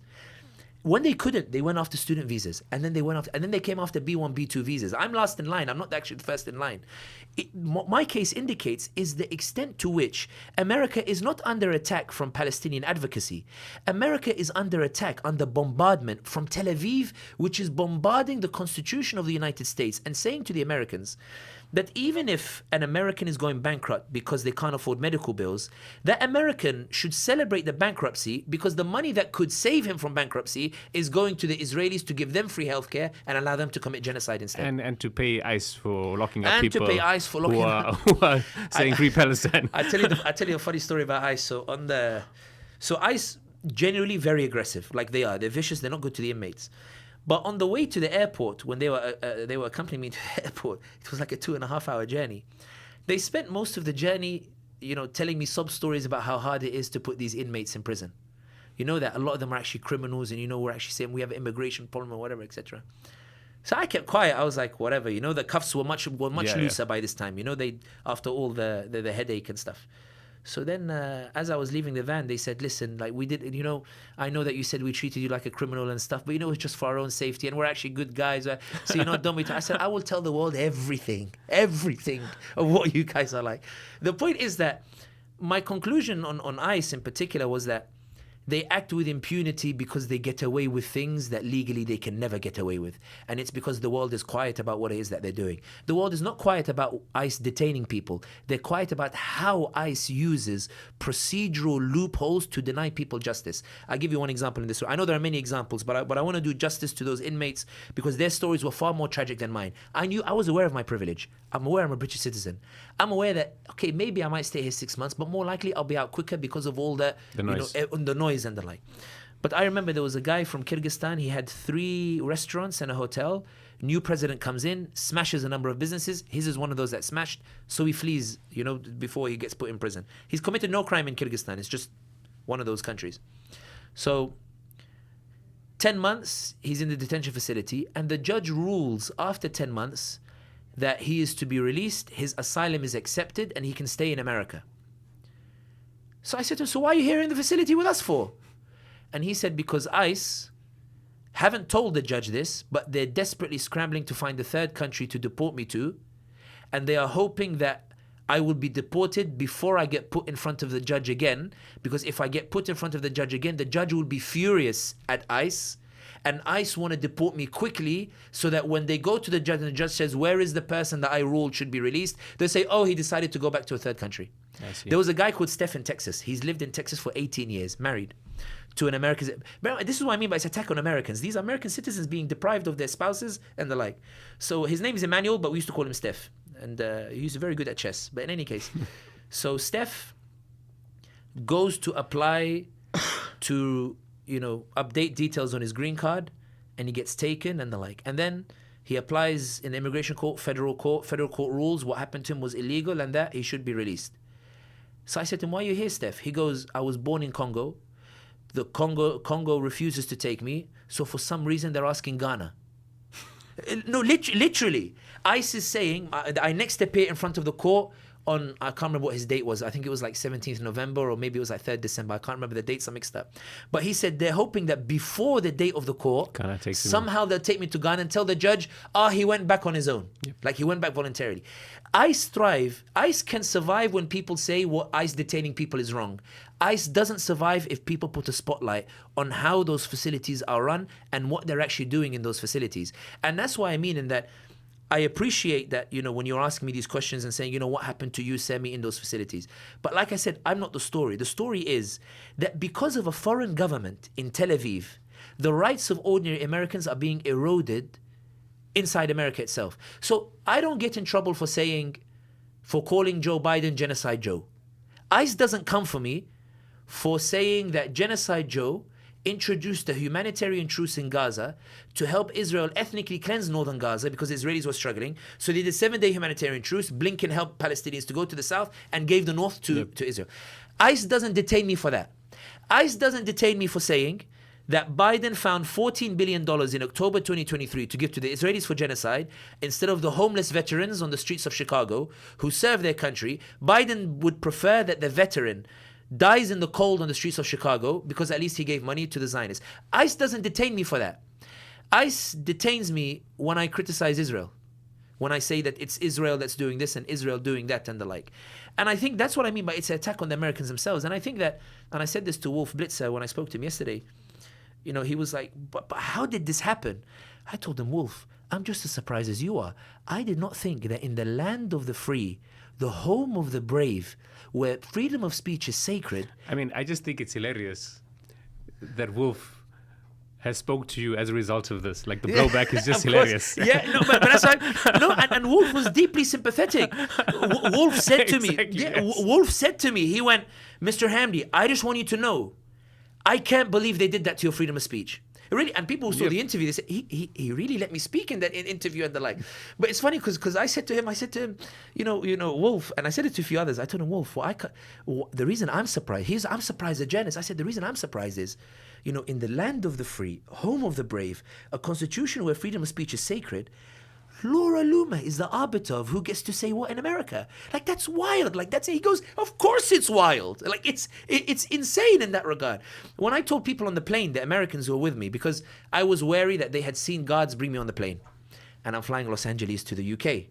And they've seen all these Hollywood movies and social engineering that people who look like me are of a certain, it's like that lady. She said, your people want to kill mine, which is categorically not true. Genuinely, I always, even when I was touring America, some people used to say, America, is evil. And I was like, to be honest, I found Americans to be quite reasonable. Like every state I went, very hospitable, very kind, very generous. And you'll know this as well. When they saw what happened in Palestine on social media, they flipped. They said, Mr. Ham, I remember in California, I finished a talk in San Diego, and it was, guys, boycott is working, protesting is working, speak out, raise your voices. You believe in humanity, believe that truth can conquer evil. And look they're blowing the heads of kids, like they're blowing them up and killing people. And there were like 3 tables on the right side. So it was an audience of about 1,000. On this side, it's like white Americans. So I'm standing on the stage and I'm like, FBI, CIA, Homeland Security. I don't need to be careful what I say. There's nothing wrong with what I say, but this makes me nervous. So they came, about 50, 60 of them after the talk. And I remember the lady spoke on their behalf. She's an older lady wearing glasses, brown hair, white American. And she says, Mr. Hamdi, I just want to let you know, I had no idea what my government was doing in Palestine. And Mr. Hamdi, I can't sleep at night seeing those images, those children being killed in cold blood, and all of that is happening as a result of the taxpayer money that I'm paying. Mr. Hamdi, I swear to God, I will punish this genocide, and I promise you that more Americans are awake. And she burst into tears. I'm telling you, real tears. She wept while she was talking.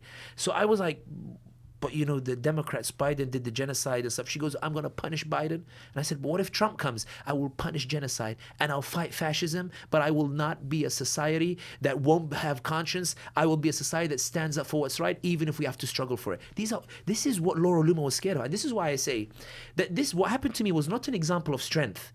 It was a hysterical lashing out against the momentum that is so irresistible. It's part of this. It's part of the overreach that you've seen in every avenue of this genocide. Yep. And the irony is that, and this is what I meant when I was on the plane, so I'm wary, you know, how I look and the like. But the more I told the story, and I had Wi-Fi, so I was showing them the Reuters article, the CNN article, showing them this and the like and whatever, and there was a stitched video being done. Oh my God, a stitched video and this and whatever. And they all looked and they went, you know, I've been sick and tired of the way that freedom of speech is being attacked just because of a foreign government. And I'm telling you, these are Republicans on the plane, Democrats on the plane and the like. And this is why I always say what I realized in America, and I was mentioned earlier, some people said, why are you conciliatory towards them? It's not that I'm conciliatory towards the Americans. Believe me when I say this, they're good people. Like, they really are. What I found in America was, it was not that the American was naturally evil. It's that when they received news on Palestine, it was filtered through 5 different filters. Yep. It was filtered through Barry Weiss. It was filtered through AIPAC. It was filtered. Now you have candidates coming out saying, I'm not going to take any money from AIPAC. I'm not going to be associated with the Israelis. You have all Tucker Carlson lambasting Ted Cruz in an interview. You have Democrats. Mamdani won against the Democrats and the Republicans. And this is the point. In that, what I found in America was, now politics is transcending party lines. Would you ever have imagined that a Marjorie Taylor Greene would celebrate Mamdani putting New York first, or Tucker Carlson saying he did the right thing? Would you have ever imagined that Democrat Cuomo and Republican Trump would be allied against Mamdani? And Hakeem Jeffries, the Democratic minority leader, would be allied with Lindsey Graham to try to see Mamdani lose. Mamdani beat the Democrat and the Republican leadership because the ordinary American people, the good Americans, when they saw the truth of what's happening in Palestine, they said, why on earth would I support Israel at the expense of what's happening here at home? One of the media team who helped me out, a lot of volunteers, and I do want to take the opportunity to thank them, everybody who came out for me and the like. So one of the media team who helped to raise awareness and reach out to, like, you know, the Middle East Eyes and all these others and the like. So she said to me, she's a white American, I think she's from Ohio or somewhere. So I was saying this point, when I was catching up, I've barely caught up with what happened in the 2 weeks, which is why a lot of the details are about what happened inside, not outside. I don't know much what happened outside. Yeah.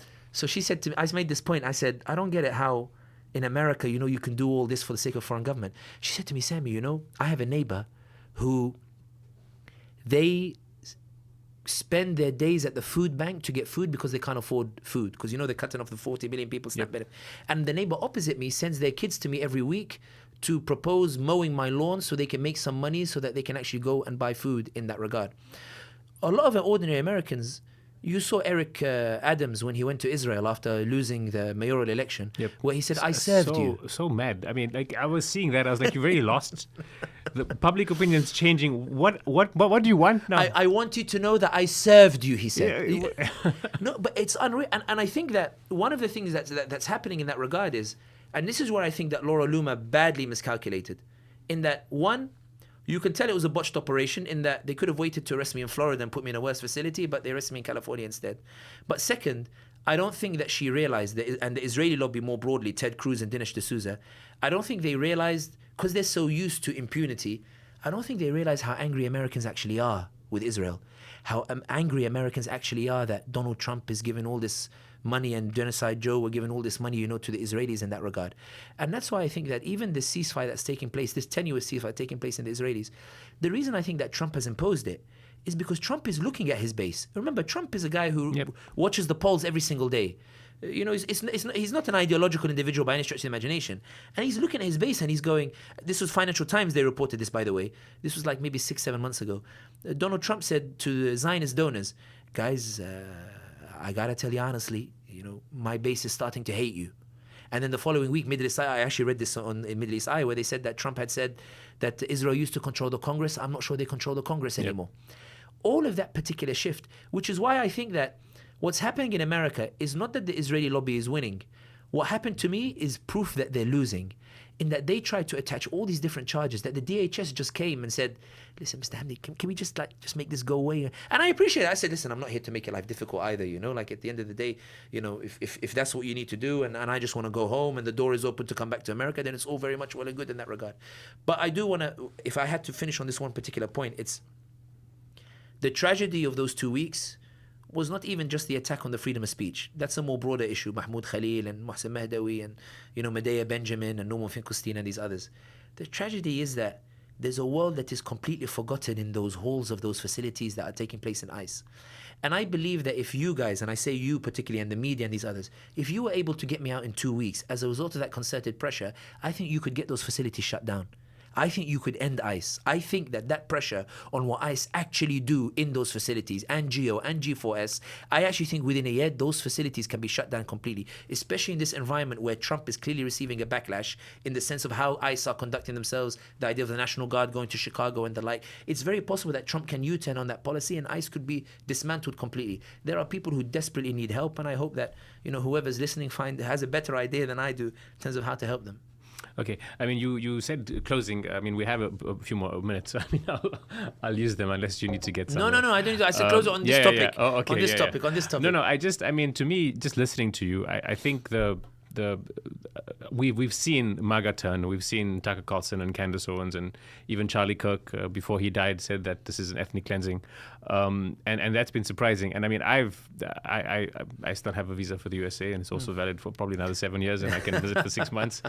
But I haven't been since the genocide has started.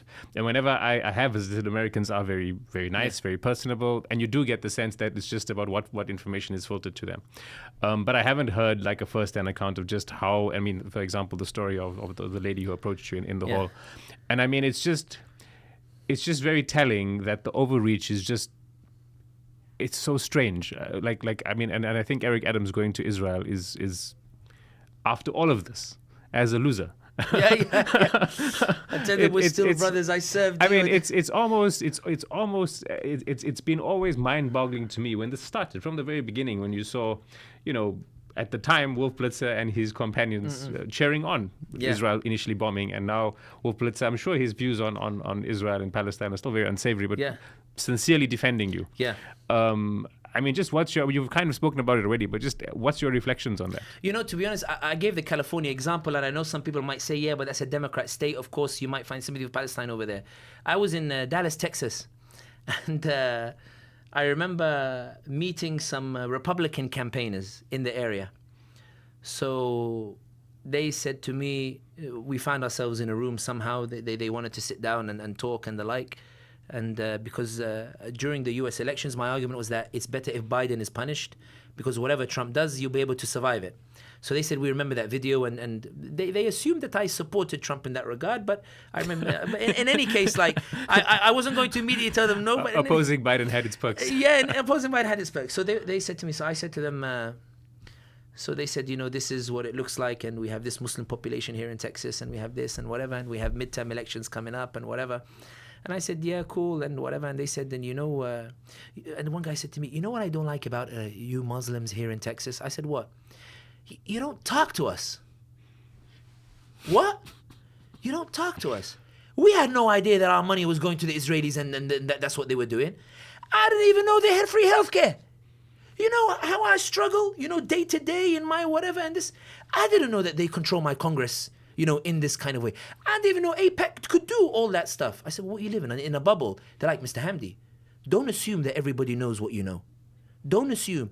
And I can't understand how, when they come after Epic Masjid, when they come after these, you guys just don't take a bolder stance, Like, these are, a lot of your values are similar to American values. I know it sounds like a mad conversation, because I sat there tongue-tied, like, I can't believe the room I'm sitting in. I'm talking to hardcore Republicans who have some views that I look at and I'm like, Which, again, may be an information problem. This is the conclusion I came to, in that I remember I wanted to go to redneck territory. I thought, let me go see them, right? So I went, and I forgot that Americans can shoot on sight if you step on their premise, because we don't carry guns here in the UK. So the car drives past, and then I stop, and a guy comes in, he goes, what are you doing on my property? And I hadn't entered his property. I'm on the road. So I said to him, listen, I'm from His Majesty's Kingdom and from England. And listen, I'm a bit lost. I'm just trying to, I'm just trying to find my way back. And he was like, your accent's funny. I said, yeah, I'm not from here. They're like, I'm from England. England? What are you doing here? I said, to be honest, like, I heard that Southern hospitality is legendary. It is. I said, yeah. So I thought, like, I got lost. I thought maybe, like, somebody might be able to help me out. And also, Like, I'm trying to find the nearest petrol station. My phone battery's died. Like, I can't find the Google Maps properly. If you can help me out, well, come on over. And you go and you sit. I know it sounds like a weird conversation. I remember Andrew Yang once during the Democrat leadership race. When was it? 2020, I think. They asked him a question, what would you say to a Trump supporter? And he said, I wouldn't say anything, I'd just listen. And I promise you, and I know this might sound controversial to those who live on, on polarization. Everything they said, they have similar concerns to everybody else.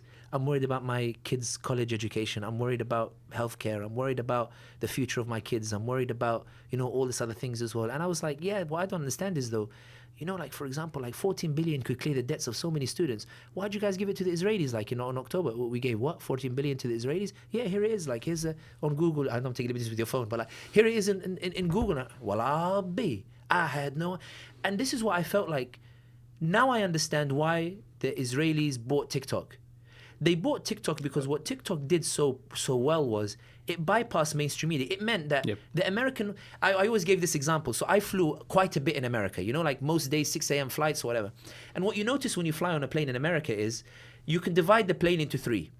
Because now they have Wi-Fi on the planes. 1/3 watches CNN. 1/3 is watching Fox News. And 1/3 is watching Netflix or whatever, movies that they downloaded. I'm impressed that the news consumption is so high. In any case, I thought it was like 1/10 and 1/10. It could be 1/10, but you're walking up and down.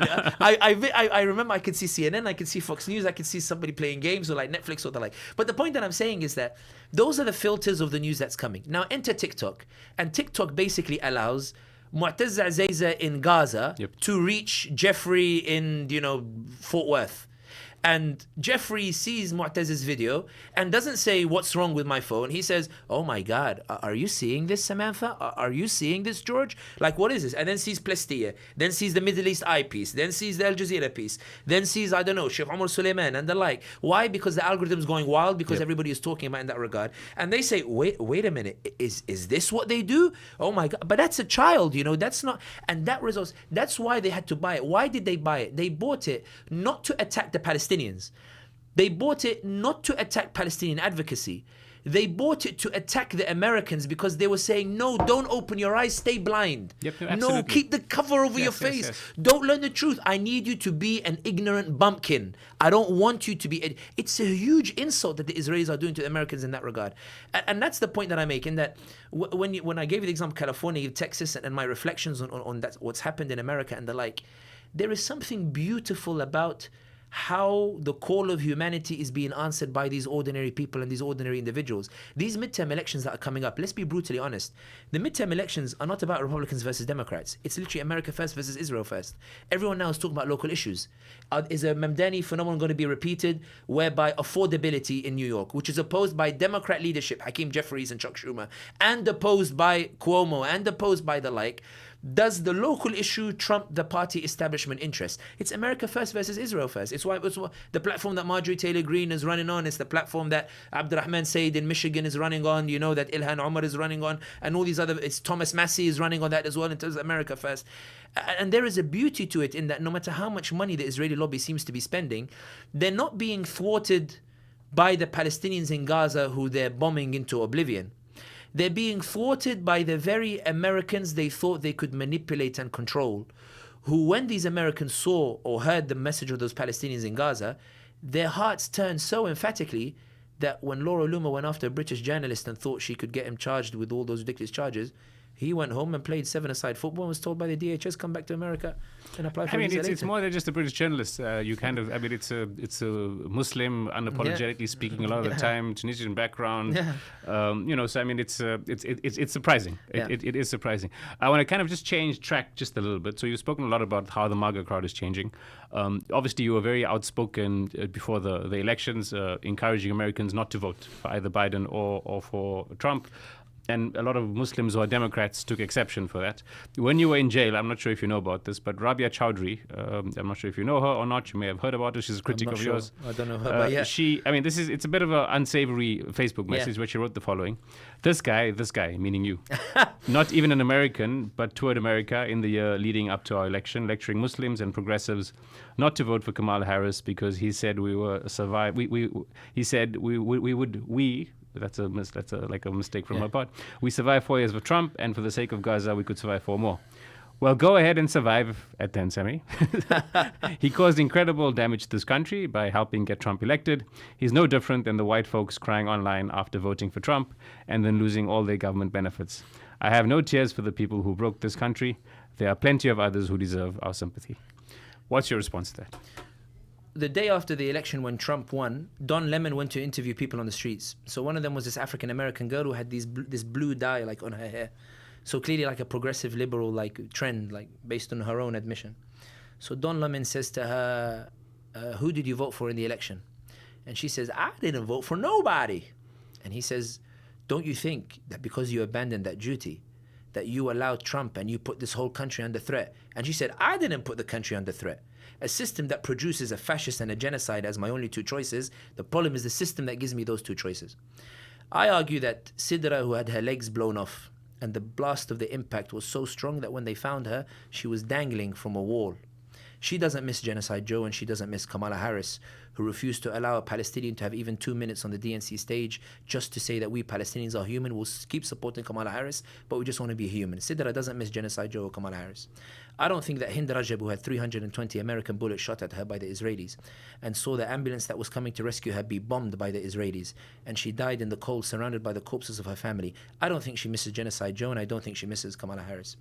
I don't think that Reem, the soul of my soul, Ruh al-Ruh, as her grandfather, Allah yarahmu, called her, I don't think that she misses Genocide Joe, who facilitated a humanitarian truce when the Israelis militarily could not take northern Gaza. So Joe Biden stepped in and said, I have a wonderful idea here. Blinken went to the region and said, let's do a humanitarian truce. For 7 days, we'll allow Palestinians from the north of Gaza to go to the south of Gaza to make it easier for the Israelis to be able to take northern Gaza.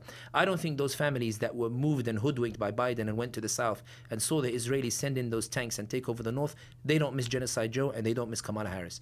I don't think that the Palestinians of Gaza City, when it was surrounded by the Israeli forces, but they were struggling to take Gaza City because of the sheer number of the Palestinians that refused to leave their homes and refused to leave their lands. So Joe Biden comes up with an idea and establishes a humanitarian pair to provide cover for sending US Marines into Gaza to try to help them to take Gaza City and drive those Palestinians out, while offering Egypt more than $14 billion to take in the Palestinians so that he would open the border in Rafah in order to allow the Israelis to ethnically cleanse Gaza. I don't think that they miss Genocide Joe, and I don't think that they miss Kamala Harris.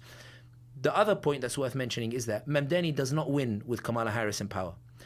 This change that you're seeing in Americans and the reckoning with the reality of American support for the Israelis doesn't happen if Harris is in power.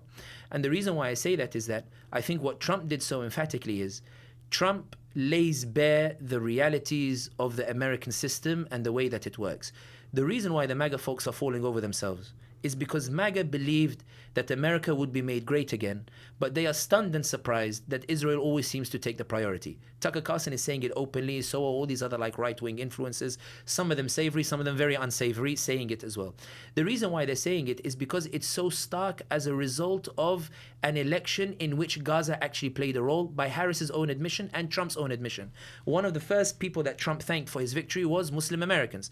Now, I'm on record, I said morally I'm not sure if people can vote for Trump or not, and Middle East Eye actually has an article in which it says Sami was telling people vote third party, which is not entirely true, but I'll take it. But in any case, Donald Trump thanked the Muslim Americans, aware that Gaza led to his victory, and Harris said, and you've been documenting it as well in the past 3 or 4 weeks as she releases her memoirs, that if we'd said something about Gaza, we could have won at least 3 or 4 of those swing states that would have enabled me to win that presidency itself. Meaning that during the election period when Biden was running against Donald Trump, before Harris comes on board, Biden is asked by the press conference, by the news, he's asked, Mr. President, are you not worried that your support for Israel, your unwavering support for the Israelis, will cost you the Muslim vote, which could threaten the swing states? And he says, no, it won't cost me anything. And they said to him, why? He said, well, where are the Muslims going to go? What, to Donald Trump? What he was saying was, they are an irrelevant group. Them and the anti-genocide vote, Medea Benjamin, Norman Finkelstein, and these others, they're an irrelevant group. I can support the Israeli genocide because the other side is Trump, and these guys will vote for me regardless. I don't need to take them seriously. I tell you something, even though I won't say the individual's name, but he's a senior figure in MPAC. MPAC is an organization in the United States which recommends Muslims for office in the US government. So on July the 3rd, 2024, I was in Los Angeles, California. One of the community leaders said to me, come and have dinner in my house. I was supposed to fly to Bosnia the following day. I thought, I'm free day, why not? I'll go and have dinner at his house. When I entered, I find myself ambushed by senior leaders of the Muslim community in America, one of whom has flown in from Washington specifically for this meeting. So this person belongs to MPAC. So I said that the reason the Democrats are supporting genocide is because they truly believe that the Americans are willing to allow Palestinians to die to avoid material discomfort to themselves in America. That if we can appeal to the greediness of the America, that I just want to live a good life and just don't show me what's happening in Palestine, and I can live in a world where most of the world is burning, but I'm fine. You remember that meme where the guy's sitting in his living room and everything else is on fire? So he said to me, although he'll be upset that I'm saying it publicly because later on he'd become a key part of Muslims for Kamala Harris. He said to me, I will tell you one thing. In 2020, we presented to Biden a list of Muslims that we thought would be good for his administration. And he refused to give us any senior position in the administration. When we asked him why, he goes, I don't need to give you anything. You're going to vote for me regardless, because the other side is Donald Trump. My argument was that regardless of what might come under a Trump presidency, 100,000 Palestinians slaughtered by Biden, and he sits there and says, well, boo-hoo, where are you going to go? Come, vote for me. I know you're going to vote for me regardless. Bomb. I know you're going to vote for me regardless. Kill. I know you're going to vote for me regardless. Hey, Israel, take more money. Yeah, come. Come to White House Iftar. Come and campaign. I know you're going to vote for me regardless. Mr. President, hey, shush, go and vote accordingly. That's the attitude Biden had. An attitude in which he looked at his Democrat base and said, what idiots and what fools. The Democrat base was clamoring for a ceasefire, and he said, they're idiots, they're fools. I'm a Zionist, there's no way I'm doing a ceasefire. The reason why I think Trump is lesser evil than Biden is because Biden looked at his base and overruled his base. Trump is looking at his base and he's hesitating as a result. Trump looks and says, Israelis say, listen, do what Biden did. Give us a carte blanche to keep doing the genocide. And Trump looks at the base and goes, I don't know. The polls don't look so good. I'm going to need to impose a ceasefire. Why are you imposing a ceasefire for? Because I spoke to Erdogan. Why do you want Erdogan to send the international peacekeeper? Because, my base, America first, etc. Give me that chaos and uncertainty over the certainty of the support that Genocide Joe gave to the Israelis. Roll the dice. Shuffle the cards. If the status quo is so oppressive, why do you seek to preserve it? Why not shuffle it and see what else can be produced later on? And I'll finish on this particular point. When people say that Trump is much worse, and this is not a defense of Trump at all, my argument was always that punish genocide today and you'll survive fascism tomorrow, and then you can force the Americans to reckon it. Under Genocide Joe, no ceasefire. Those who claim there was no ceasefire under Genocide Joe. Under Trump, you have a ceasefire, direct negotiations. Tentative ceasefire. Tentative. I call it tentative ceasefire, but the reason I call it a ceasefire is Trump is trying to replace the Israeli forces with an international peacekeeping force, and the Israelis are trying to get local groups to fight because Trump refuses to allow the Israelis. I mean, the Israelis are kind of, you're right, the Israelis are not, they're operating in cahoots, but also in opposition to the US government, whereas with Biden, they were aligned, yes. But my point here is, under Biden, they had the ideal situation. Under Trump, it's no longer the ideal situation. They're having to make do with what Trump imposes on them. I'm not saying that's a good scenario. I'm saying that's a very different scenario in that regard. What I will also say is, when people say it's gotten really bad for people in America, compared to the Palestinians, in what way? I was detained for 2 weeks. You're saying mere detention for 2 weeks compares to what happened to the Palestinians in the genocide. When I look at Denny Shamayov, much as I love him, and may Allah, get him released from that facility and the like, if you ask Denny Shamayov that, if you were released tomorrow, but the genocide would continue in Gaza, that's the exchange, he'd be like, keep me here in the facility. I don't want my case to be used. I'm not suffering so much that, I would rather forsake on the genocide. You look at, for example, the federal courts.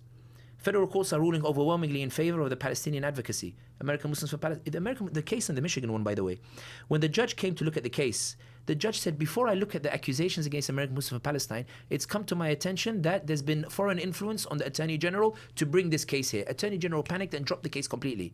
In Nevada, when the students came and said American Muslims for Palestine are making us feel uncomfortable by calling it a genocide, the judge looked at the case and said, wait a minute, am I supposed to understand that American expressed an opinion, another American got offended, and somehow this is a case? We have freedom of speech, case dismissed. You look at, for example, when the Israelis tried to push in Congress a bill to punish anyone boycotting the Israelis. And the bill was that you would be fined $1 million and receive 10-year jail time if you're caught or as an organization boycotting the Israelis. Marjorie Taylor Greene, of all people, is the one who got that bill removed in Congress. That doesn't happen under Biden, that happens under Trump. There was a bill that was presented under Biden, pushed by the Democrats and the Republicans. It was called the Non-Profit Killer Bill. What this bill did was, there was a concern amongst the Israeli lobby that a lot of the charities were raising money for Palestine and that they were using that as a vehicle to talk to the Americans about the Palestinians. This bill had a clause in it which would give the Treasury Secretary the unilateral power and authority to remove the charity status from any charity that would be deemed to be promoting terrorism, in this case speaking about the Palestinians. It passed the Congress, it got to the president's office. When Trump was in power, the churches complained to Trump and said, Mr. President, we don't want one man to have a unilateral power to remove it. And the churches got that clause removed, saving those charities that were advocating for the Palestinians. That doesn't happen under Biden, that happens under Trump. The reason why I'm saying, it's not to say that Trump is good. It's that when people say that it is miserable in America under Donald Trump, in what way or what measurement are you applying? Israeli lobby is crumbling. Americans are waking up to the reality of the way that their system works. Americans are now galvanizing on the ground. You have Mamdani, which is a revolutionary movement against the Democrat and Republican leadership. You have Marjorie Taylor Greene, who is so shocked at what's happening that she's defying her own party leadership and may even win her seat as a result, because the Americans are no longer following blindly what the government is doing. They're so shocked by what their government is doing that they're now looking for a third way. You've got all these various different candidates coming out saying, I don't want to take AIPAC money. Why? And this is the point that I finish on. Why are they saying we won't take AIPAC money? Because Harris lost because she supported AIPAC. Because Harris lost because of Gaza. We know that a presidential candidate lost the election because she refused to say something about Gaza. I ain't making that mistake. I'm not going to be foolish and make the mistake that Harris did. I'm going to look at my base. What Gaza? I'm going to make a distance. AIPAC today are producing videos saying why they should support Israel and why Israel is vital for the Americans. And I'll give you one final example. I know I'm pushing the limits a bit with you, but you've been very generous to me, and thank you very much. But I'll give you an example. When Israel needed a war with the Iranians because they were concerned they might be forced into a ceasefire by Donald Trump. So they did this pitch to go and bomb nuclear facilities in Iran, and Iran responded and started firing missiles and hit Tel Aviv.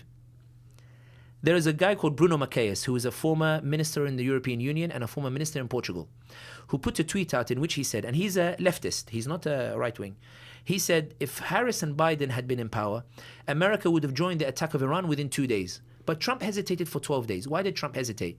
Trump hesitated because his base, unlike the Democrat leadership, lashed out at the idea that America would spend money to go and bomb Iran and send US troops to go and help the Israelis in a war that we have no interest in. I remember when the ceasefire was done with the Houthis in Yemen. I know there's bombing again. But there was an article came out in the Washington Post, I think, or one of those, I think Middle East Eye report on it as well, where the reason the ceasefire came about is because Trump asked the generals, how much money are we spending a month attacking the Houthis?